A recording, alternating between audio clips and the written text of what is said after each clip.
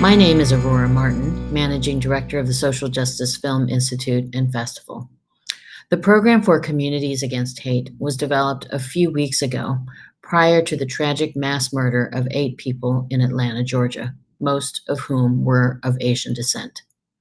We felt it could not go unsaid that this programming comes at a time when hate is heavy on our hearts.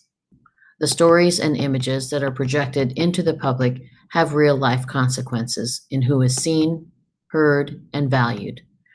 At their best, a powerful statement or film can be an inspiring call to bear witness, build community, advance and elevate voices for equity and justice. At their worst, words, images, and public narratives perpetuate destructive stereotypes, feed hatred, and incite violence.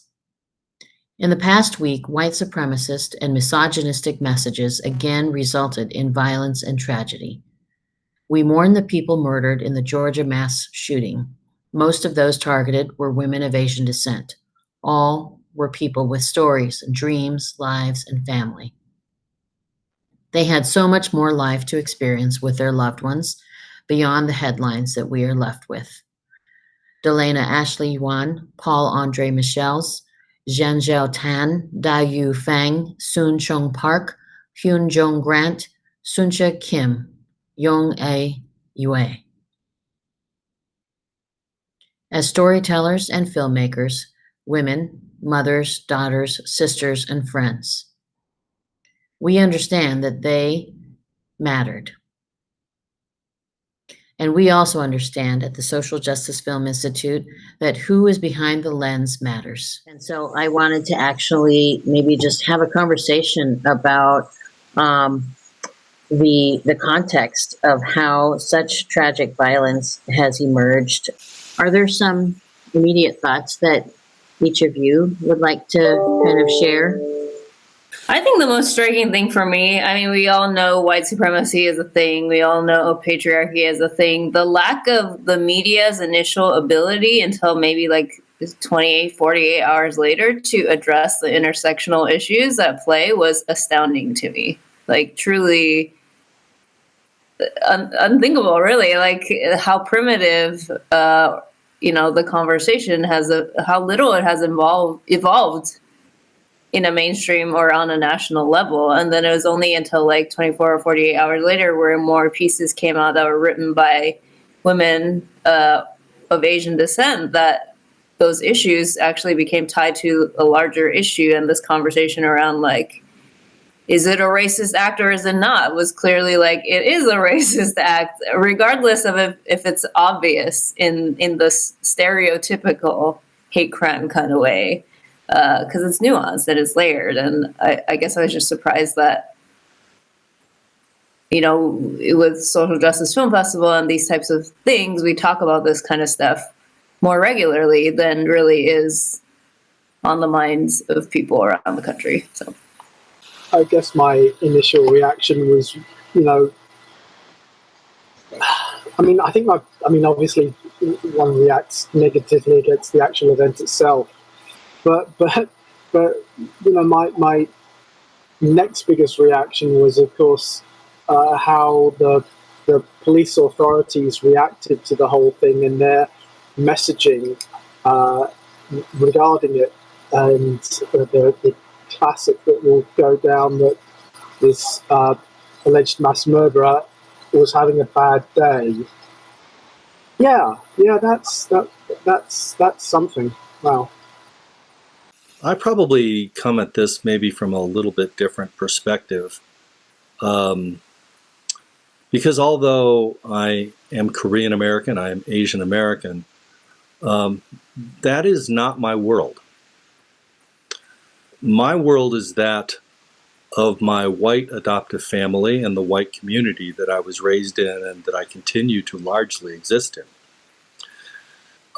And honestly, until only maybe 15, 20 years ago, and I'm 60 today, my identity was more tied to white narratives than they were to Asian narratives. So I guess what I'm saying is a difficult thing, and it's a hard thing for me to say. But at 60 years old, 60 plus, I am only just in the last few years coming to this place where I identify with Asian Americans as a community, and where I can say and feel this notion that I stand with Asian American people and Asian American issues, and that I stand with people of color. And so this last week has been a different kind of week for people in my audience, in our project's audience. It has been a week of not just dealing with the horror of these events, but dealing with reconciling that they are about us. Thank you, Glenn. I mean, I think that there are these layers.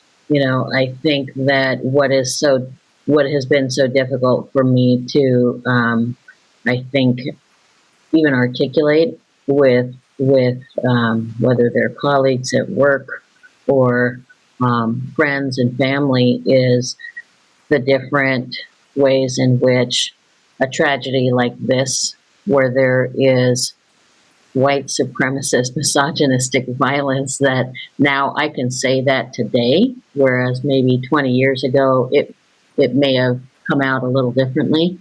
But I wanted to ask you also, all of you, about that piece of, as storytellers, to the extent that coming from the Film Institute's lens of it does matter who is behind the lens because of the stories that get told. What is the story that you're seeing right now? If there were a story that you could tell about the moment that we're in now. I mean, I do think there is a looking inwards and awakening for a lot of people in the Asian American community who maybe have sort of either not vocalized things or gotten, in a sense, complacent in our place in American society. And, talking to friends who are like, oh, yeah, since this has come up, all these racist incidents that I grew up with, suddenly came back to memory. And, there was, an amnesia for some people, I think, in the recent past. But I think there's always this underlying sense that, American society doesn't really value Asian Americans in the same way, though on the surface, in some ways, it seems like it's I don't know, it's a more easily acceptable thing. So for me, that's an interesting story. The self-analysis I've seen, especially by Asian women right now, has been very illuminating. It seems to me like a lot of this narrative is new narrative to Americans. There are new voices, new depictions of experiences. And I know that many of them are even new to me. And many of them have been new to so many of the people that I've talked to over the past week.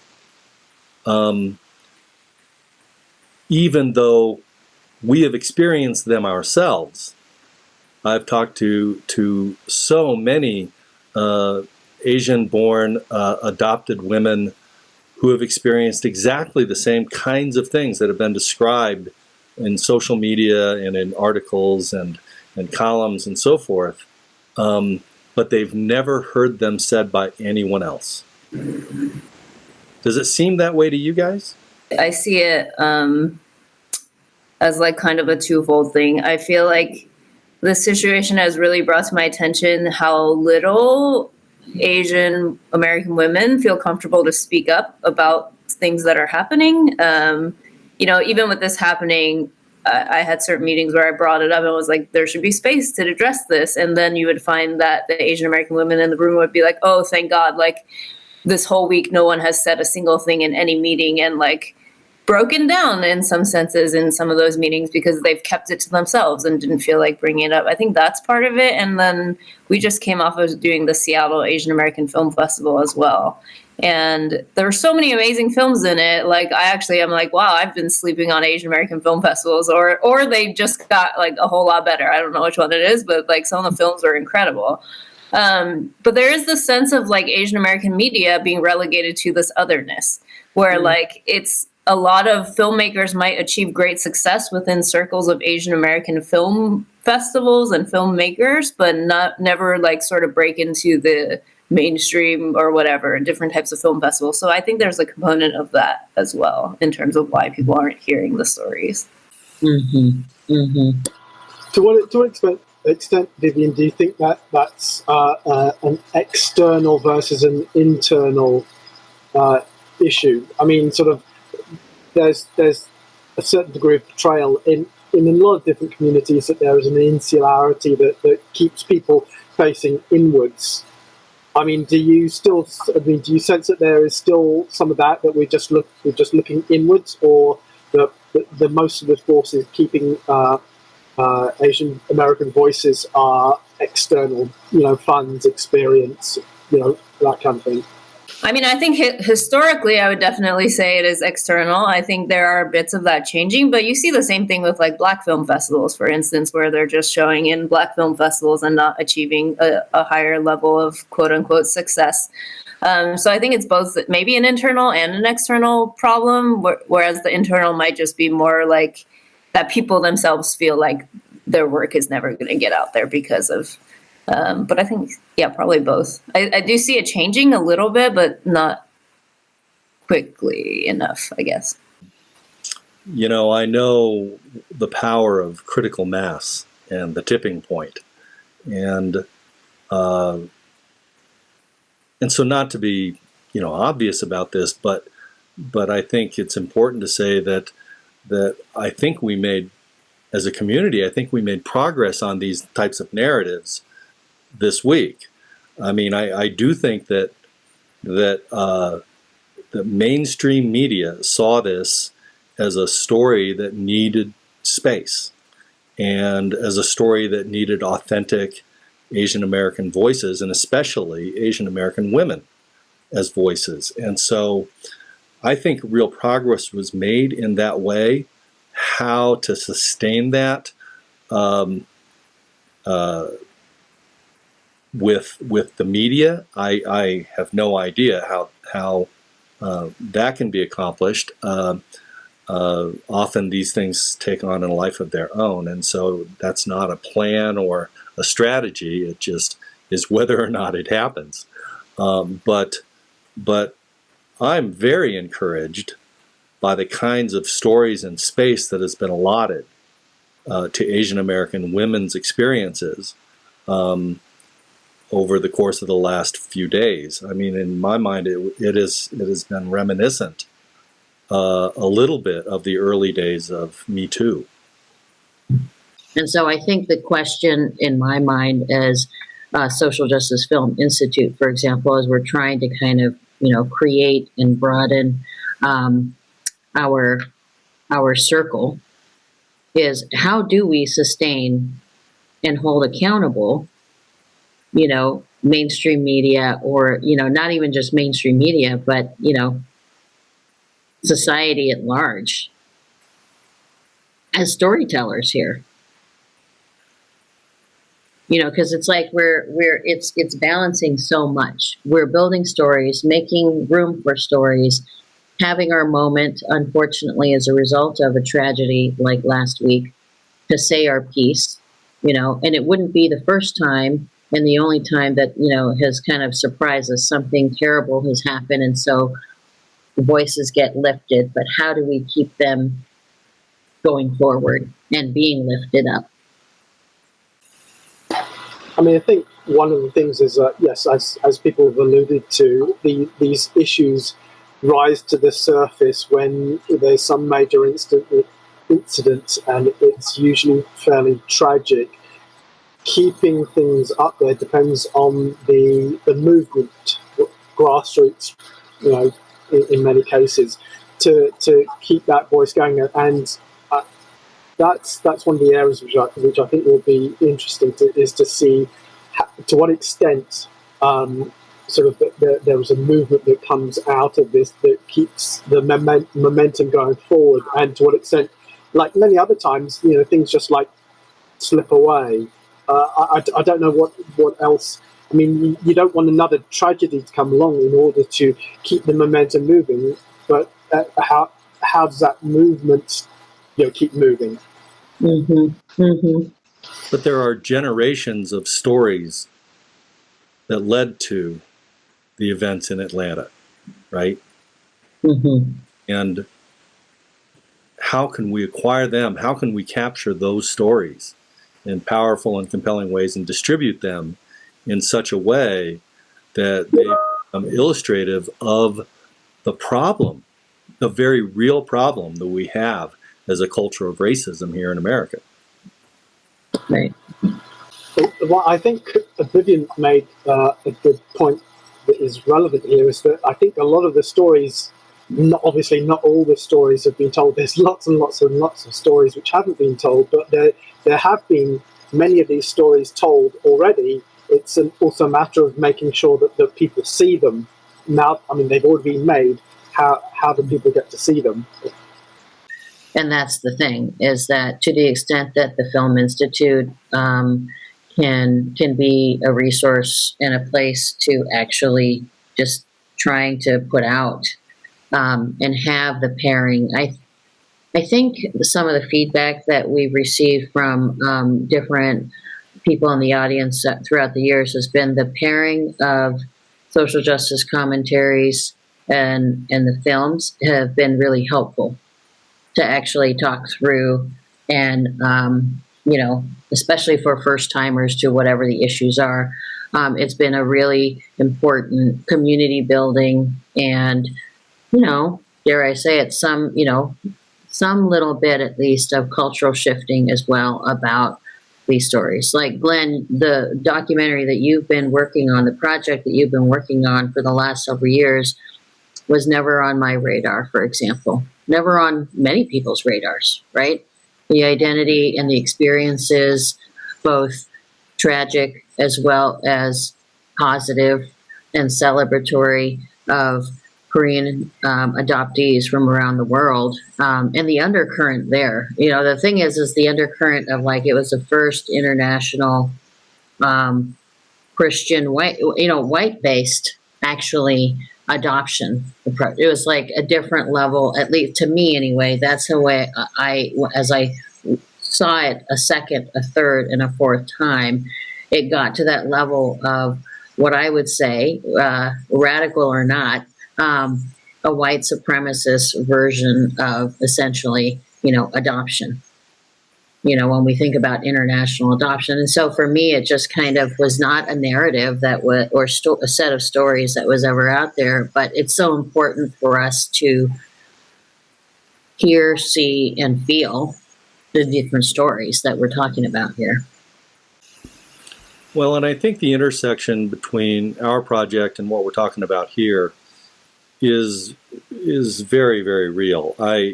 In all of those stories, in nearly all of them, a substantial amount of time was spent talking about experiences with racism. It is a big deal. And it was a big deal in terms of the identity development of all of these people, and in terms of how they thought about themselves, and in terms of what they were willing to communicate to their loved ones, let alone the outside world, and what they weren't willing to communicate about, and what, for people to know. And it's very, very clear to me from our interviews that those people felt like racism was supposed to be a secret. Mm. And I think that, yes, there are of course so many stories about Asian America that we could tell, but I do think that an important story is about the secret of racism against Asian Americans, and the way that we have participated in keeping that secret. Mm-hmm. Mm-hmm. Well, in some ways, what we saw with the press conference, the initial press conference, was sort of that layer of secret, right? Yeah, I think there's a just as significant story at the white male's inability to look at his own issues. And we see that with the LGBTQ community as well. Like, so many people who, are the most vehement, attackers of LGBTQ legislation that come out later on or get caught later on. So I think like there's something about, him taking it out on these people because he couldn't handle it himself. That is also worthy of looking at. That the white community should be looking at, I think. Were there other surprises that that any of you felt from the last week, whether it was surprises from representation or commentaries, or surprises about how you began to unpack and understand what had happened? I'm surprised at white resistance to Asians pushing back on this narrative of dehumanization and sexualization, misogyny. I mean, there's been a lot in the news about these issues, and yet I've heard from multiple friends who are women that this exact story has literally been hurled at them on the streets in the most awful of manners, because this kind of narrative is so deeply seated in American culture. Whether it was, part entertainment, part stories, part mythology, I don't know where it came from, but it is deeply seated, and it's not only deeply seated in a certain demographic of white people. It's not just middle-aged or old or what. It is across the board. It is a very deeply seated narrative, and only voices from Asian Americans pushing back on this and telling the stories of real cruelty, real abuse, I think can make a difference on that narrative, and only over time. Can you imagine, like, say, even 8 years ago, being given the opportunity to, and I just caught myself. I said, given the opportunity, and let me complete that sentence. Given the opportunity to push back. The fact that I even said given the opportunity is problematic to myself. But, I just think about 8 years ago, I don't know if we would have the same kind of conversation, for example. I don't know that's interesting that you said when you're surprised by, white people essentially, kind of being surprised by this level of pushback.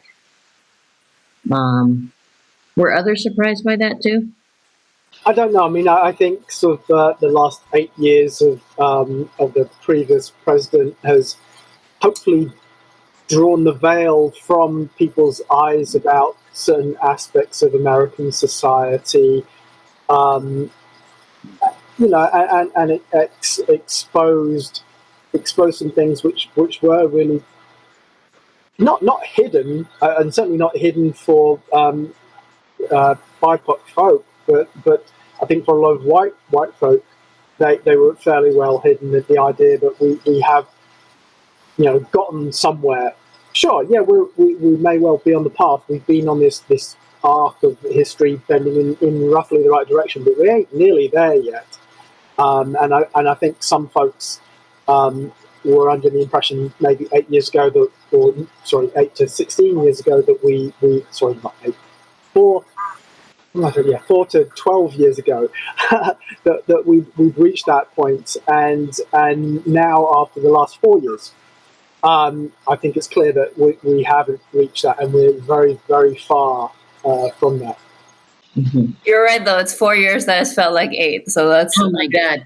Yeah, exactly. I mean, even I started the 8 years. My gosh. Well, and I'm mindful of time, and I don't want to make this so gimmicky in terms of this question, but I mean, I guess if we had an opportunity to write the story of this last week, and it can be from any angle, and there's so much to talk about, what would be that beginning story that each of you would want to tell? But I have the sense that most of America thinks that racism against Asian Americans ended after the camps after World War II. And that somehow we magically got over it as a country.